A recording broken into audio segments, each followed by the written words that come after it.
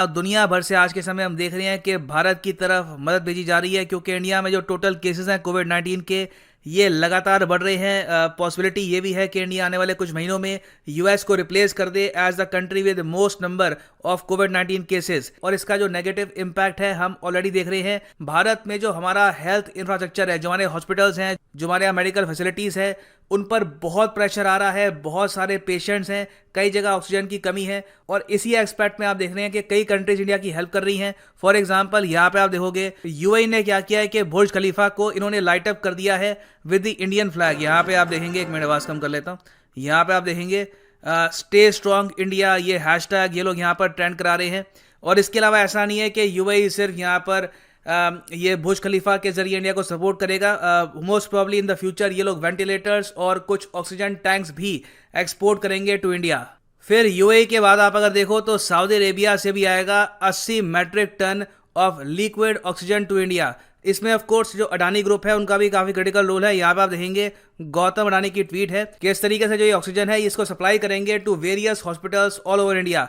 फिर United Kingdom को आप अगर देखो तो ये 600 pieces of vital medical equipment ये भेजेंगे भारत को।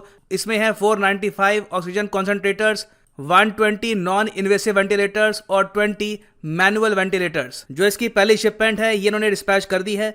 फिर आप अगर देखो बाकी कंट्रीज को, तो सिंगापुर ने हाल ही में डोनेट किए थे 4 cryogenic oxygen tanks to India. ये एयरलिफ्ट कर दिए जा चुके हैं by the Indian air force to India. Australia ने यह कहा है कि ये बहुत ही जल्द ऑक्सीजन सेंड करेंगे, वेंटिलेटर्स और पर्सनल प्रोटेक्टिव इक्विपमेंट सेंड करेंगे टू इंडिया। रशिया ने भी यहाँ पर यह कहा है कि ये बहुत ही इंपॉर्टेंट मेडिसिन एक्सपोर्ट करेंगे to India in the coming 10 to 15 days. US का आप सबको पता होगा, इस पर मैं एक डेडिकेटेड वीडियो बना चुका हूं कि यूएस किस तरीके से रॉ मटेरियल्स एक्सपोर्ट करेगा टू इंडिया, जिससे हम भारत में ही बहुत ही इंपॉर्टेंट वैक्सीन मैन्युफैक्चर कर पाए। उसके अलावा यूएसए ने यह भी कहा है कि ये टेस्ट किट्स, प्रोटेक्टिव इक्विपमेंट बहुत कुछ सेंड करेंगे टू इंडिया, और इंडिया की काफी हेल्प करने वाला है यूएस आने वाले कुछ महीनों में। नाउ इस सब के बीच पे फ्रांस ने करी है एक बहुत ही स्पेशल अनाउंसमेंट। इन्होंने एक्चुअली एक पूरा मिशन ओपन कर दिया है स्पेशली फॉर इंडिया। ये देखो एक बहुत ही यूनिक अप्रोच है, और मैं टू बी ऑनेस्ट मानता हूं कि ये बेस्ट अप्रोच है इंडिया को हेल्प करने की। अब यहाँ पे आप देखोगे ये वेबसाइट है फ्रेंच एम्बेसी टू इंडिया की। यहाँ पे आप देख पाएंगे इनके होम पेज पे ही ये प्राउडली डिस्प्ले कर रहे हैं। इस टाइप का होम पेज आपको कहीं और मिलेगा नहीं। जो जर्मनी की एम्बेसी है इंडिया में, वो भी इस तरीके से कोई मिशन ओपन करके नहीं बैठे। यूएस भी नहीं बैठा यहाँ पर। फ्रांस ने यहाँ पर देखो ओपनली यहाँ पर ये कहा है कि France solidarity mission in support of India. यहाँ पर हुआ क्या है कि फ्रांस के प्रेसिडेंट इमैनुअल मैक्रोन ने अपनी रिक्वेस्ट पर यह कहा है कि फ्रांस का जो विदेश मंत्रालय है ये एक प्रॉपर मिशन बनाए, मतलब कि एक ऑर्गेनाइज तरीके से भारत की तरह सपोर्ट करनी है, इसका प्लान बनाए, और लगातार उसके बाद मेडिकल इक्विपमेंट भारत को भेजना स्टार्ट करे। और फ्रांस की जो अप्रोच है आप देखोगे, अभी मैं आपको बताऊंगा क्या क्या करेंगे। इसमें एक बात साफ दिखती है कि ये चाहते हैं कि लॉन्ग टर्म के लिए, कई सालों के लिए भारत को ऐसी सिचुएशन फेस ना करनी पड़े। अभी जो लेटेस्ट इनकी अनाउंसमेंट यहाँ पर ये है, ये कह रही है कि ये सेंड करेंगे 8 मेडिकल ऑक्सीजन जनरेटर्स। देखो बाकी कई जो कंट्रीज हैं वो सेंड कर रही हैं ऑक्सीजन कंटेनर्स, वहां पे लिक्विड ऑक्सीजन है, एक बार यूज कर लिया, दैट्स इट, ओवर।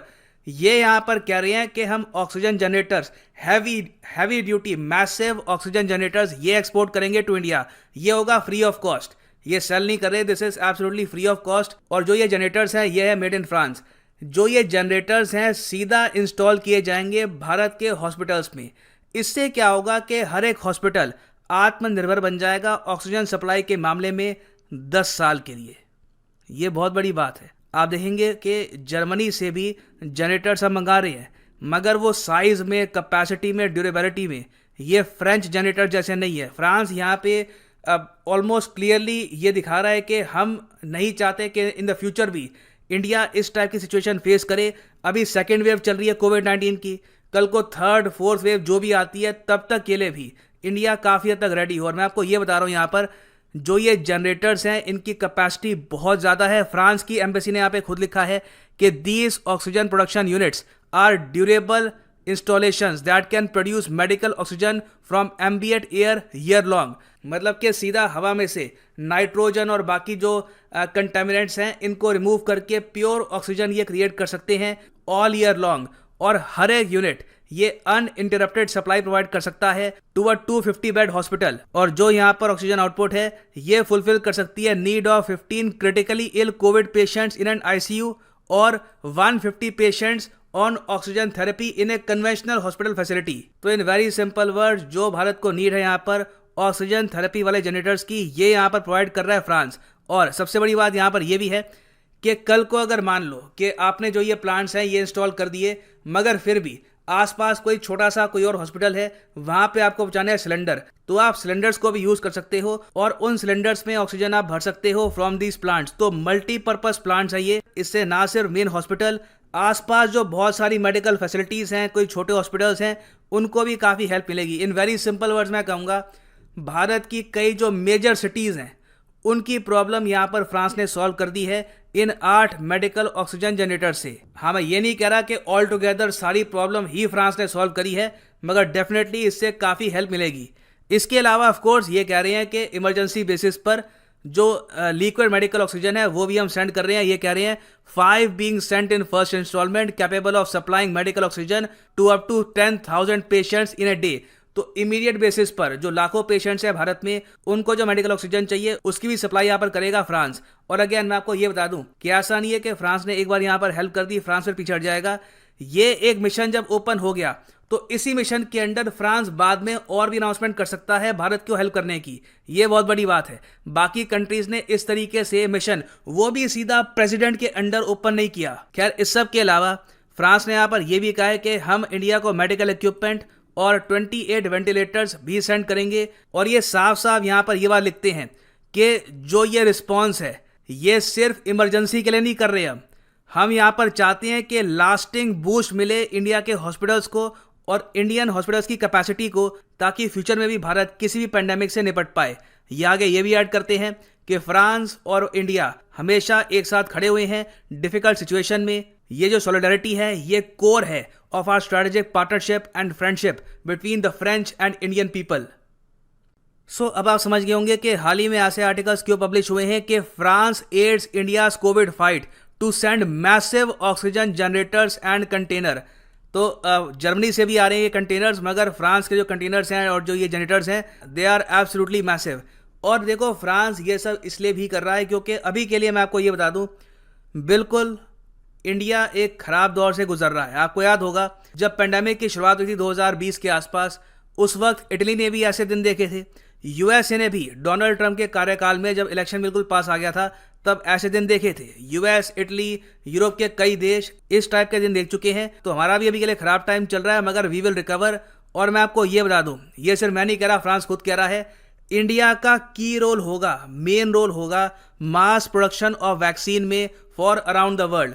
फ्रांस को पता है कि अभी के लिए हम भारत की हेल्प कर रहे हैं, इसके बदले में इंडिया से millions and millions of doses France के लिए भी आएगी बाद में, क्योंकि फ्रांस को भी अगर वैक्सीनेट कराना है अपनी जनता को तो उसमें डेफिनेटली 30 से लेकर 35% जो वैक्सीन्स हैं ये होगी मेड इन इंडिया। ये वैक्सीन्स मोस्ट प्रॉब्ली 2021 के अंत में या फिर 2022 की शुरुआत में फ्रांस, और ना सिर्फ फ्रांस, बहुत सारी कंट्रीज को पहुंचनी स्टार्ट हो जाएंगी। और यहाँ पे आप यही पूछ सकते हैं कि फ्रांस ने यहाँ पर ये क्यों कहा है कि इंडिया भी हमारे साथ खड़ा था जब हमको नीड थी। देखो, आपको याद होगा कि इंडिया ने 2020 में ना सिर्फ यूएसए को तो हमने हाइड्रोक्सीक्लोरोक्विन भेजी थी, उसके अलावा हमने फ्रांस को भी 2020 में हाइड्रोक्सीक्लोरोक्विन, पैरासीटामोल और वेरियस और टाइप की मेडिसिन एक्सपोर्ट करी थी जब इनके यहाँ भी पेंडेमिक आउट ऑफ कंट्रोल था। और ये बात एक्नॉलेज करी थी फ्रांस के डिफेंस मिनिस्टर ने। यहाँ पे आप देख पाओगे French defence minister, India supported us by sending medicine एमिड Covid.